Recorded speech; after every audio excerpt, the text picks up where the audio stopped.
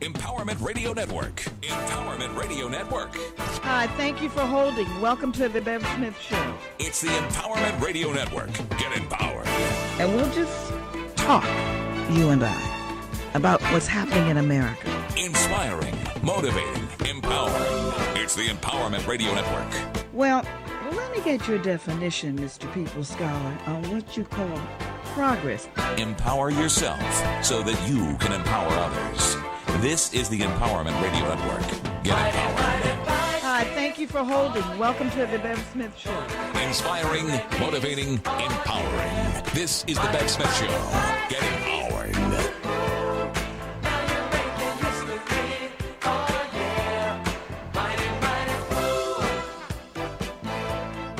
Well, hello there. Welcome to the Bev Smith Show. How are ya? How are ya? How are ya? Hope you're ready to settle back. Oh, hey, get a cup of coffee. Okay. All right. Get a cup of iced tea. Okay. All right. Get what you want to get. But settle down and join us as we talk you through this day. We have so much to talk about. And I must tell you as we start this conversation that I'm really honored to have this next guest with us. It's not too often that we get an opportunity, we Americans, no matter what the hue, to talk to people who are on the front line of the issues of military intelligence, military spending, military goals. We have with us a double bonus tonight. He is Lieutenant Colonel Anthony Shaffer. And Lieutenant Colonel Shaffer is with the Center for Advanced Defense Studies. He'll tell you what that's all about and what they do there. We've had many guests before. He is a highly experienced intelligence officer, recipient of the Bronze Star, 25 years of field experience. Join me as we welcome the Lieutenant Colonel to the show. Hello, and how are you? Good, Bev. Thank you for having me on. It's great to be on. I hope we will have a great conversation tonight about all these wondrous things you're bringing up. Well, Americans never get an opportunity, so let me thank you right off the bat. We get the 2 minutes on the regular news, and maybe we might get a half hour of conflict talking about the military on the Sunday weekend shows. But the truth of the matter is the questions that Americans have, we don't know who to go to. Here you are. And we hope we get answers, and we will. So I'm going to represent as much as I can the people out there and the questions that they have. And some of them will be from military positions, emotional positions, but I guarantee, as they say, that you've heard this before. But before we get into the conversation, I've had lots of guests from the Center for Advanced Defense Studies. Tell us what you do there as a senior fellow and what it is. Well, our motto actually is Innovations for Peace. We are one of those rare think tanks that's really defense-oriented, but we actually look for things which are not defense-related. For example, we actually are trying to work to put in place a education program that will help educate the Iraqi middle class in doing better business. We believe a stable society that's economically viable is actually a defense issue. Imagine that. So we're actually working with the State Department, with other members of the military to find ways to actually reduce conflict to competition. And ultimately, we do believe that a people who actually are worried about and focused on building and raising a good family is something most people globally want to do. And so we do actually pursue these things, not through the use of weapons of mass destruction or violence, but actually trying to find and identify the underlying causes of conflict, the root causes. And I think it was well said by Sun Tzu, if you can figure out your adversary before you get to the battlefield, you can find ways to defeat him.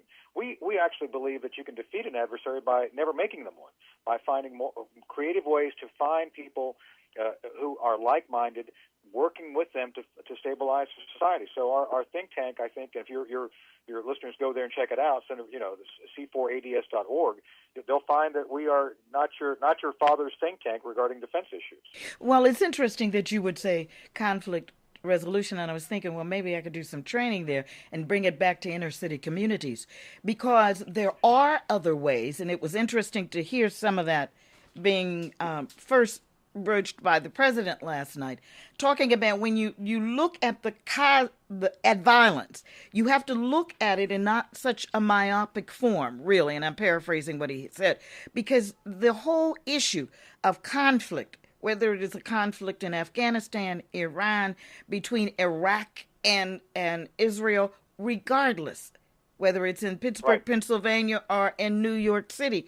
The concepts are the same. How do we get at the conflict, and how do we change the perceptions of discussion and coming to agreements? How do we do that when we start talking about this conflict, particularly as we see it with war in the Middle East? It's such a passionate, emotional, religious, political behavior. Right. I think one of the best examples of where that whole pathology was broken, and I think you would agree that there's a pathology. It's passed from generation to generation, handed down father, son, mother to daughter. And one of the places where we were actually successful, and one of the presidents who was very, very involved, and he gets very little credit for, was the Northern Ireland peace process. Bill Clinton, I actually did some research for my book, and you're talking about essentially the Protestants and Catholics, two groups from the same basic religion, going at each other viciously. We're talking about vicious attacks that included attacks against pregnant mothers, children, et cetera, et cetera. And it took a great deal of working to understand root causes, working to separate that anger from those who would wish to continue the violence, and try to highlight the fact that if you work together, you can build a great society despite your differences. And I actually went to Belfast, which was obviously one of the biggest battlegrounds of this epic battle between these two groups, and now it is a settled city. They are actually doing great things together, both groups. And I'll say this about the process of learning about that. Bill Clinton was on the phone in the middle of the night, personally involved, trying to get these groups to come to the table, which they eventually did. There was a brutal side to this. There was a point in time where the intelligence officers of both sides were killing some of their own, trying to convince people you've got to set down your weapons. So violence will always be a part of this process, unfortunately. The big issue here is to get past that violence, get people to understand that the benefits of not killing each other far outweigh any potential anger you have. And through my interviews, I actually learned that there are members of Parliament, of the Northern Ireland Parliament, who literally are reformed terrorists who have actually killed each other. But it took really getting past their bad deeds of the past, trying to convince people to focus on the future and coming together. So Northern Ireland is now a successful model, which I think others ought to look at, is how did you separate those groups, get folks to start working together. And it's not without fault. There's still minor attacks now and then.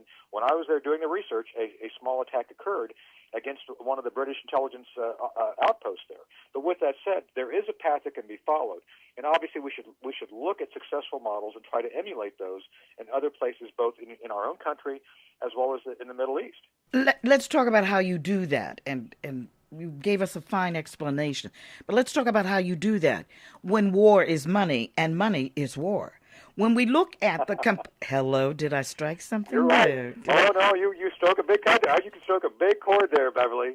Absolutely, yes. And that is what I want to know. You see, because let's take Mr. Bush telling all of us that there were weapons of mass destruction, and later on, much later on, as I interviewed Colin Powell, and as I interviewed others about what took place, we find that the photographs were antiquated and people knew it. And when people stepped forward to talk about it, they lost their jobs, they were hounded, they were taken and to put it in outpost way, way out in the outpost. And so you have to look. Did I hear you say right, Lieutenant Colonel? Oh, you're correct. No, I'm glad you brought it up, Bev, because I know Larry Wilkerson, his Colin Powell's deputy. Larry and I have spoken about the very same issues you've talked to General Powell about. I agree with you. I love Larry Wilkinson. Give him my love. But the interesting thing is, how do you combat it? Because this is what concerns me. I come from a family that served in the military, and here's what bothers me. I was so happy when my niece called and said, my term is up. I'm so prayerful that my cousin and her husband, who are stationed in Japan, after 20-some years, he's coming back to the States. I'm so happy about that because I think we have some central problems here in America. And one of the problems that we have is the marketing of weapons for war. And I'm